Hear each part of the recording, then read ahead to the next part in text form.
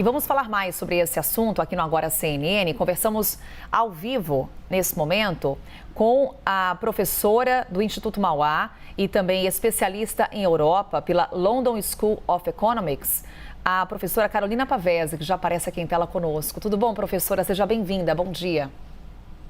Tudo ótimo, bom dia estar aqui com vocês. Professora, vou aproveitar aqui um pouco da conversa que tivemos com o Américo Martins, quando a gente olha para um pouco do impacto dessas eleições na Alemanha para a Europa. Vou num panorama aqui mais geral, para depois a gente ir no detalhe do que está acontecendo por lá. Um crescimento expressivo da AfD, desse partido de ultradireita lá no país, que tem em sua plataforma propostas, por exemplo, contra a imigração, fala em fechamento de fronteiras, fala também na religação do Nord Stream, que abastece a Rússia com gás e que foi fechado por conta do conflito na Ucrânia. Não dá para a gente olhar para o que está acontecendo na Alemanha de forma isolada, a gente olha para esse contexto de Europa. Em que medida uma mudança na Alemanha mexe com toda a dinâmica europeia? Olha, a Alemanha, ela é a principal economia do bloco e ela tem um peso político muito grande também nas instituições da União Europeia. Ela é o maior país da União Europeia.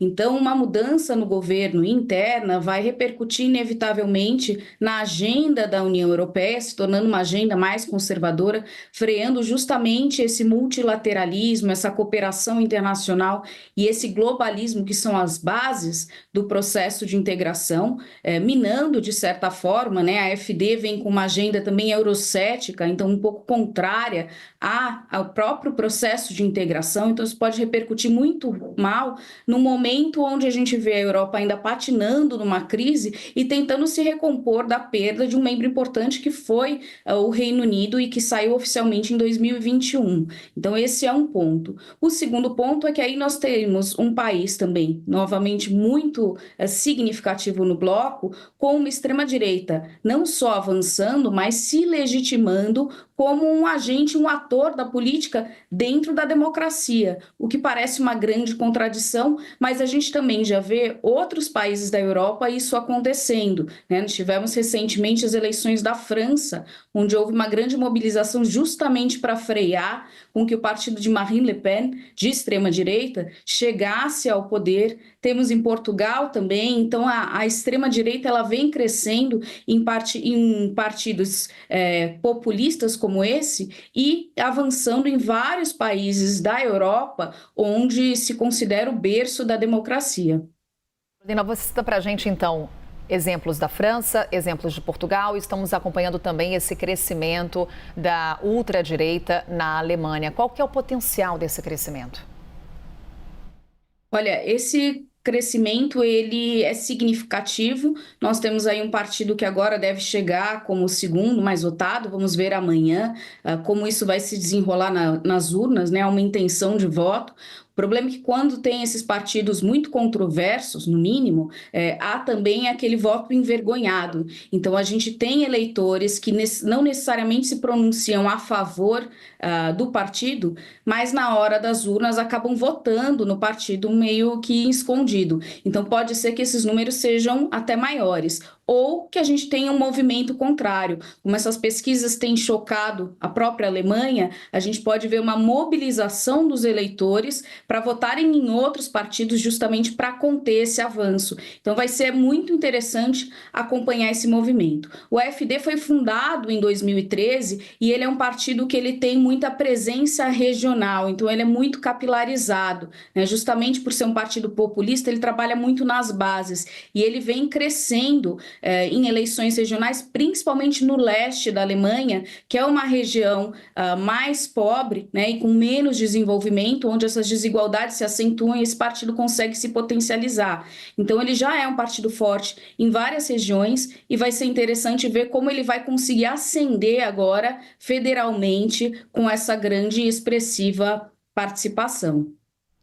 Tudo caminha, Carolina, o que as pesquisas indicam para que Friedrich Merz seja o novo chanceler da Alemanha, segundo as pesquisas apontam. A questão também que fica é, primeiro, quem que é esse personagem, para quem está nos acompanhando, o quanto que ele rivaliza, inclusive, com uma outra personagem já do seu partido, Angela Merkel, e também como é que fica a governabilidade da CDU, porque tudo já leva a crer, até pelas declarações públicas dos integrantes da legenda, que não haverá uma formação de governo com a ultradireita no país.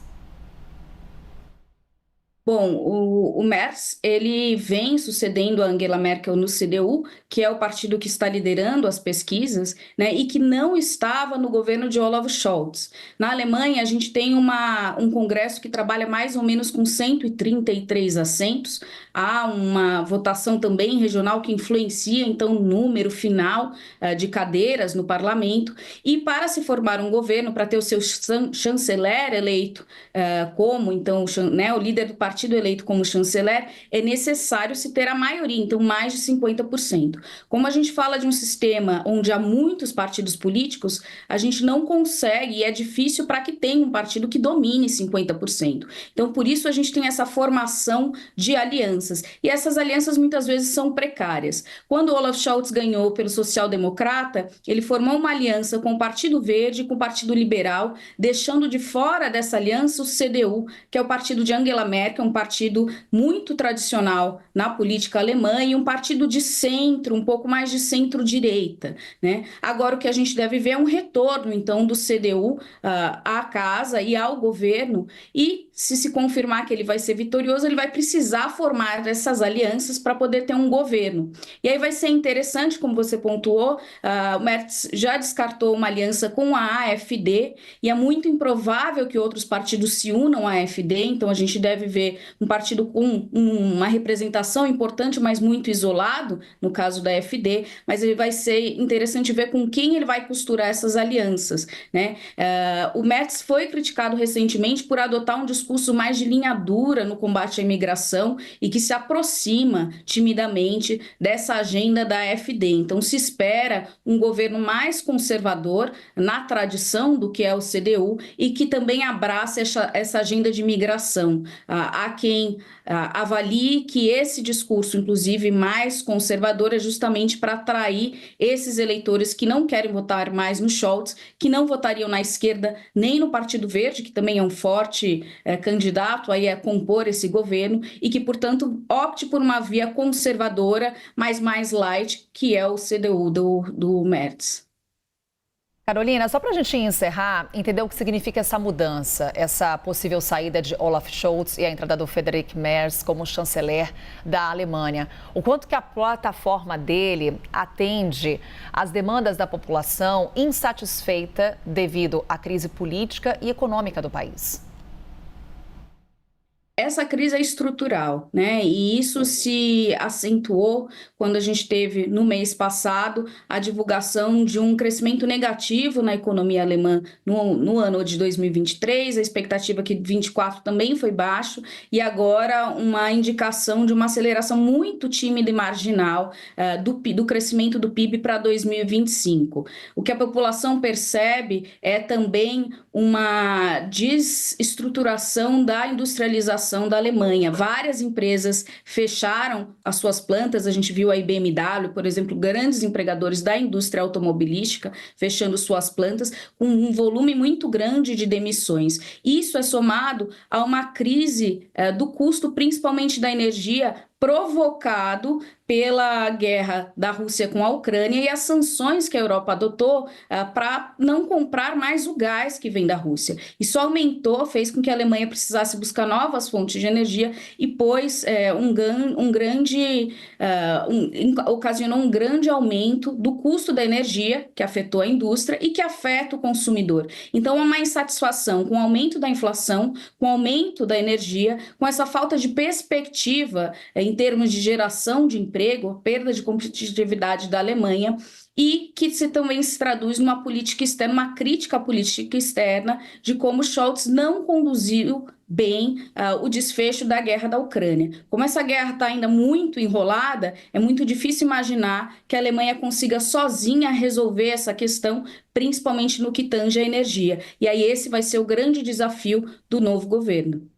Carolina Pavese, doutora em Relações Internacionais pela London School of Economics, especialista em Europa, professora do Instituto Mauá. Mais uma vez, muito obrigada, Carolina. Até uma próxima. Foi um prazer e vamos aguardar amanhã esses resultados. Exatamente, contamos com você para a gente entender esse cenário que se desenha na Alemanha, na Europa. Américo Martins continua também lá em Berlim acompanhando bem de perto as eleições no país.